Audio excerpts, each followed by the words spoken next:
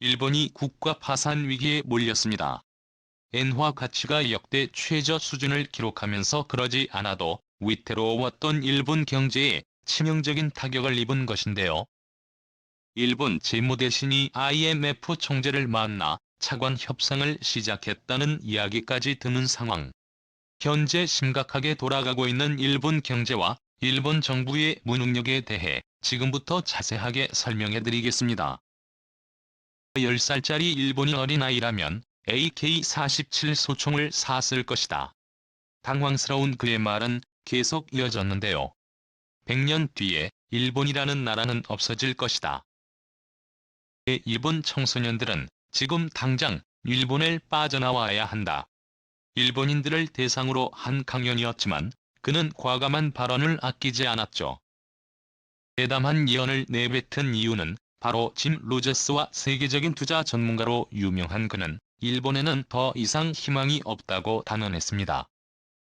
47 소총을 들어야 한다는 이야기는 일본이 향후 망했을 경우 몸을 지킬 필요가 있기 때문에 그는 혼신의 차원에서 일본인들이 무기를 구입할 필요가 있다고 설명한 것이죠. 내게는 더 이상 미래가 없다고 선언한 그의 말은 2020년 지금으로부터 2년 전에 시작되었습니다. 그의 말만 따나 2년 뒤인 2021년 일본은 몰락의 징조를 보이기 시작했는데요. 우크라이나 전쟁을 통해 그 흔적이 드러났습니다. 우크라이나 전쟁 이후 안전자산을 찾아 헤매던 투자자들이 일본 엔화를 외면하고 다른 자산을 찾으면서 엔화 가치가 심각하게 하락한 것이 결정적인 계기였죠. 세계적인 전쟁이 나면 경제는 안전자산을 구매하는 쪽으로 흘러갑니다. 우크라이나 전쟁 직후 안전자산으로 평가받은 금값은 높게 올라갔죠. 전쟁 발발 직후 싱가포르 시장에서 금 1온스는 180만 787달러로 거래되었습니다. 전쟁이 장기화되면서 금값은 더욱 치솟죠.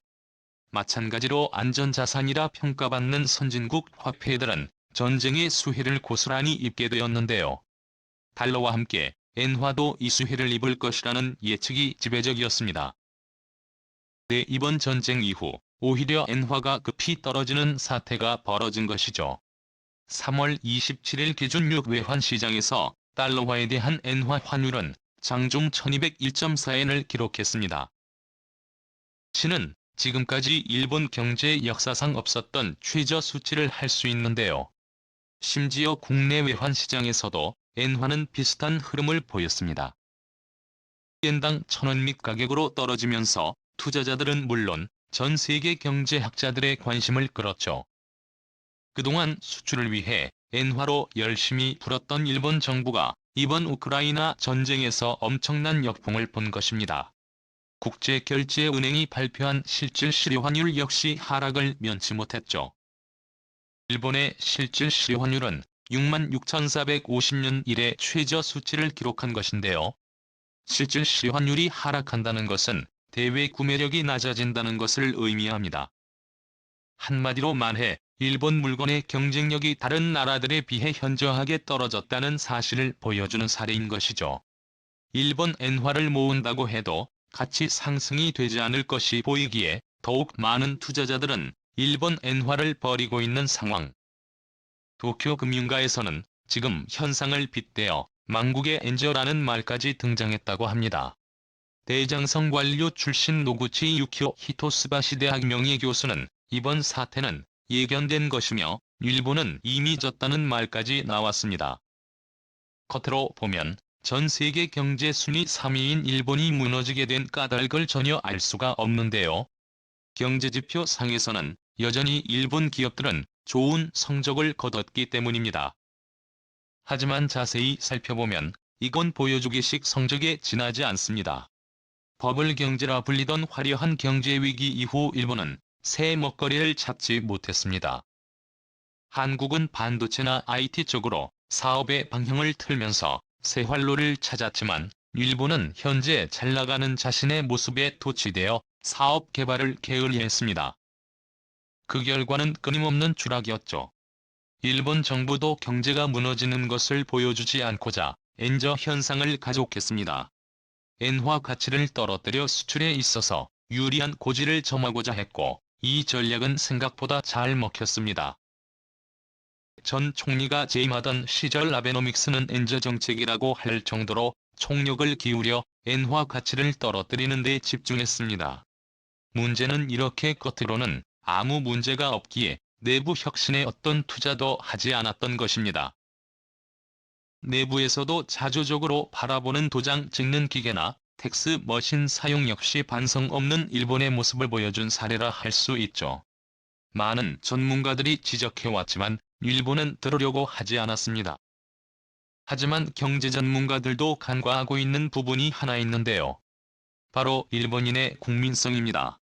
지금 일본의 경제를 더욱 심각하게 만드는 원인이라 할 수 있죠. 경제가 어려워지면서 수직 낙하 중인 일본 경제를 뜯어 고치거나 정권 교체를 통해 수정해야 하는 상황임에도 불구하고 일본을 패기치기 싫어하는 문화와 조화를 중요하게 생각하는 사고 때문에 악습을 개선하지 않고 계속해서 잘못된 방식을 고집하고 있죠. 언젠가부터 나온 검소 문화는 이를 반영하는 대표적인 문화입니다. 일본 방송은 물론이고 어느 순간부터 검소한 삶을 찬양하는 일이 잦아졌는데요. 저렴한 가격으로 구입하는 것을 미덕으로 여기는 풍조가 퍼졌습니다. 적인 사례로 작년 10월 일본 디즈니랜드는 1일 자유용권의 가격을 기존 8,700엔에서 9,400엔으로 올리는 물가 인상을 단행했는데요. 로 인한 재정 악화를 이유로 가격을 올렸지만 일본에서 난리가 났죠. 다시는 디즈니랜드를 이용하지 않는다는 댓글부터 서비스가 형편없는데 가격만 올라간 것이 아니냐는 비난까지. 인상을 한 디즈니랜드를 죄인으로 만들었죠. 그런데 사실상 알고 보면 전 세계 기준 일본 디즈니랜드는 최저 가격을 유지하고 있는 상황입니다. 미국과 프랑스 심지어 중국조차도 비수기에는 표값이 일반인을 넘죠. 그럼에도 불구하고 가격 인상에 유달리 인색한 모습을 보인 것입니다. 현상은 백인 쇼별풍에도 살펴볼 수 있는데요. 백엔으로 구입할 수 있는 물건들을 모아놓은 백인 숍은 도쿄 등지에서만 살펴볼 수 있는 가게가 아니라 일본 전역에서 흔하게 찾아볼 수 있는 가게가 되었죠. 검소를 미덕으로 여기는 일본 문화가 퍼진 시점과 일본 경제가 급격하게 기울어진 시점은 절묘하게 맞아떨어지는데요. 한국이라면 나라 경제에 대해 정부 책임을 물었겠지만 일본인들은 소비를 줄이면서 아무 말도 못했던 것이죠. 이와 동시에 사치하는 이들에 대한 비난을 멈추지 않았고 일본 사회에서 소비는 악덕이 되었습니다. 경제 악순환은 계속되었고 고용조차 불안정한 상태로 바뀌면서 일본 끝으로 몰린 것입니다. 우크라이나 전쟁은 일본 경제에 결정타를 날린 셈인데요. 러시아와 협력하면서 투자한 자산을 러시아가 국유화하면서 엄청난 피해를 입은 데다가 도쿄올림픽과 포르노 사태의 대비를 위한 예산을 끌어쓰는 바람에 일본은 외환 보유고가 바닥난 것인데요. 결국 최근 일본 재무대신 스즈키 수니치는 비밀리에 IMF와 접촉 크리스털이나 게오르기바 아니메 부총재와 만남을 가져 차관 도입에 대한 논의를 했다고 합니다. 탄탄하다고 평가를 받았던 일본 엔화도 가치 하락을 면치 못하고 각종 예상과 비주류 연명하던 일본 경제에 빨간불이 들어온 것인데요. 이 일본은 GDP 대비 국가 채무가 최악인 상태였습니다. 작년 기준 일본이 지닌 빚은 12,002조 4,6180억엔. 일본 GDP 대비 260에 이르는 수준으로 국민 1인당 진 빚은 9,803만의 수준인데요. 이는 다른 선진국들 가운데서도 유달리 높은 수준입니다. 전체 1902개 국가 가운데 1위에 해당하는 수치죠. 일본 정부가 필사적으로 막으려 하는 국가파산 상태는 더는 막기 어려운 것이 현실입니다. 정부에서는 보다는 외부 질책 내부의 정신을 강조하면서 진짜 문제는 외면해버린 일본의 최후라고 할 수 있는데요. 그동안 선진국이라고 믿어왔던 일본의 엔화 가치도 떨어지면서 더는 일본 채무는 무시하기 어려운 현실의 문제가 되었습니다. 일본 재무대신이 IMF 총재를 만났다는 소식은 통신사를 통해 퍼졌지만 IMF 방문은 어디까지나 다른 일을 위해 만난 것이라며 대답을 회피했다고 하는데요. 게오르게바이에프 총재 역시 일본 대신의 방문은 어디까지나 러시아에 대한 경제 제재 수위를 논의하기 위한 자리이며 일본 차관 도입에 대한 논의를 위한 자리가 아니었다고 밝혔죠. 하지만 갑작스러운 일본 대신의 IMF 방문과 더불어 엔화 가치 폭락 사태에 해외 자산 증발 소식은 일본 경제에 먹구름을 가져오는 신호라고 할 수 있는데요. 일본 정부는 최대한 파산을 막기 위해 엔저 정책을 유지해 엔화 가치를 지금보다도 더 떨어뜨려 경기 부양을 위해 총력을 집중하고 있다고 말하지만 이젠 그 말도 믿을 수 없는 게 현실. 일본 부유층들은 이미 탈일본을 준비하고 있다고 합니다. 일본 유력 경제주간지 슈칸 다이아몬드는 일본 경제에 대한 특집 기사를 실으며 부유층들을 비롯한 경제 전문가들은 일본을 버리고 다른 국가로 이주를 서두르고 있다고 보도했는데요.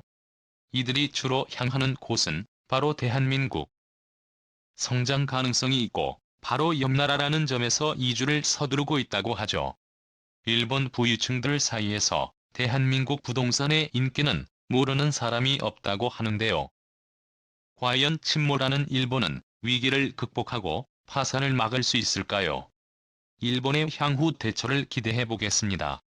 시원 주셔서 감사합니다.